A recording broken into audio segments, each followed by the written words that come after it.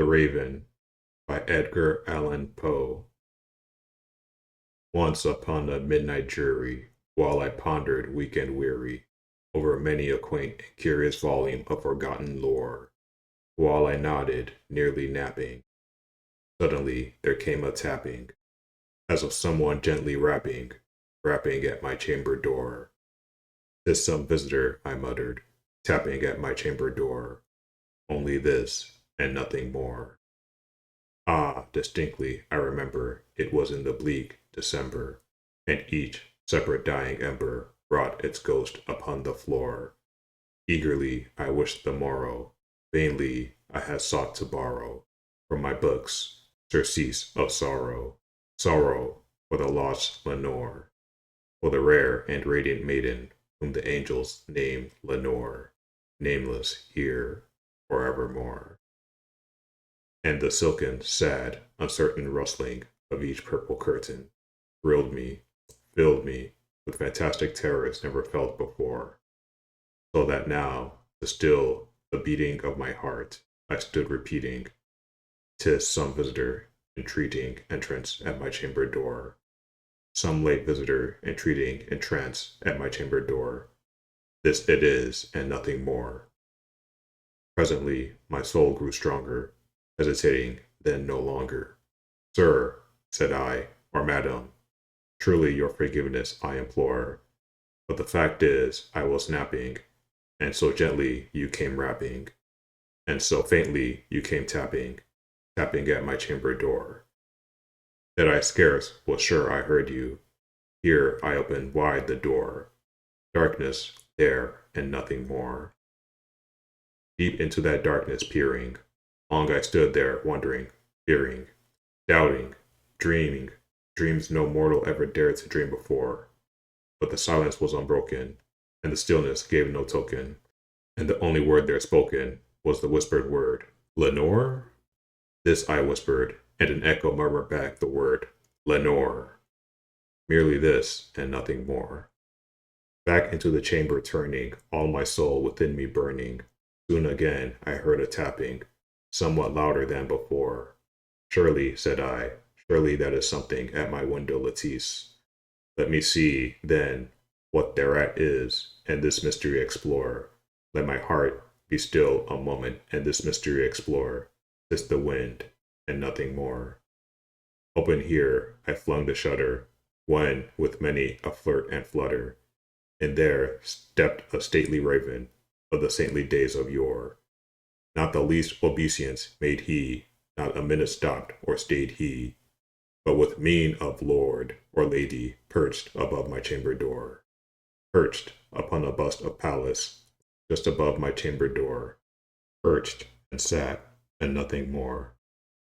Then this ebony bird, beguiling my sad fancy into smiling, by the grave and stern decorum of the countenance it wore, "Though thy crest be shorn and shaven, thou," I said, "art sure no craven, ghastly, grim, and ancient raven, wandering from the nightly shore.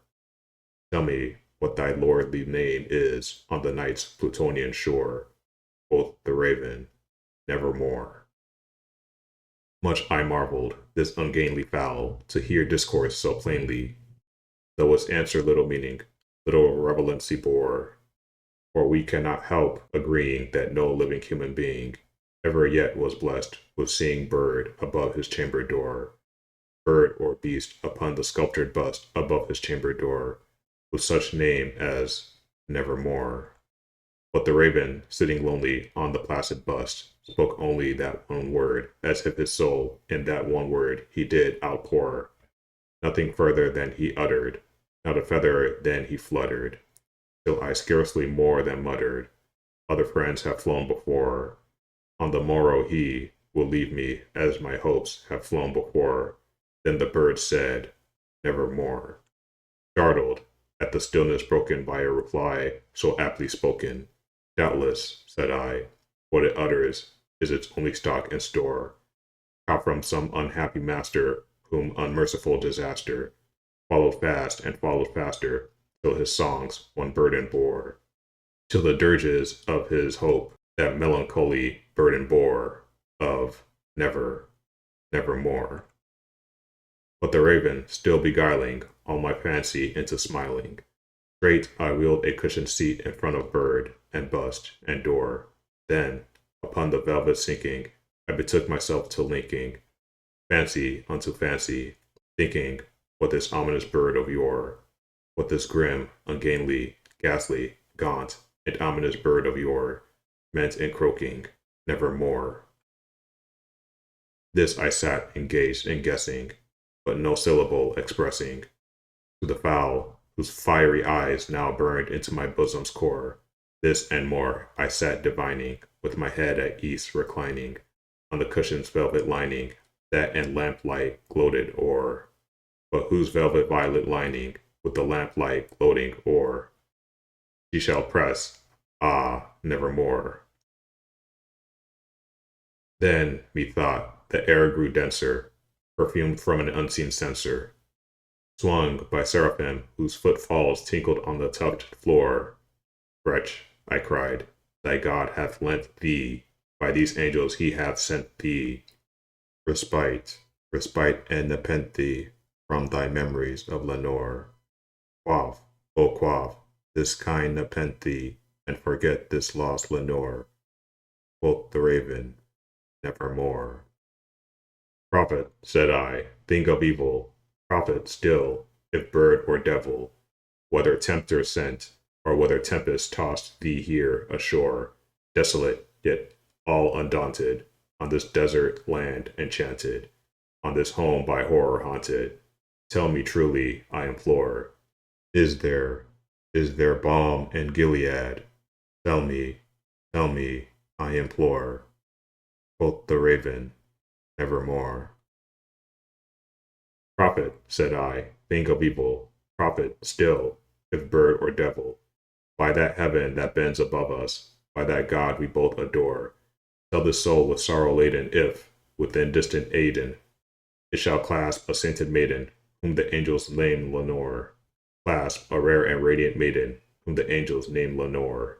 Quoth the raven, nevermore. Be that word our sign of parting, bird or fiend, I shrieked, upstarting. Get thee back into the tempest and the night's Plutonian shore. Leave no black plume as a token of that lie thy soul hath spoken.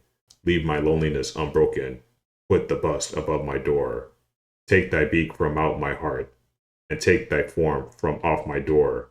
Quoth the raven, nevermore. And the raven, never flitting, still is sitting on the pallid bust of Pallas, just above my chamber door, and his eyes have all the seeming of a demon's that is dreaming, and the lamplight o'er him streaming throws his shadow on the floor, and my soul from out that shadow that lies floating on the floor shall be lifted nevermore.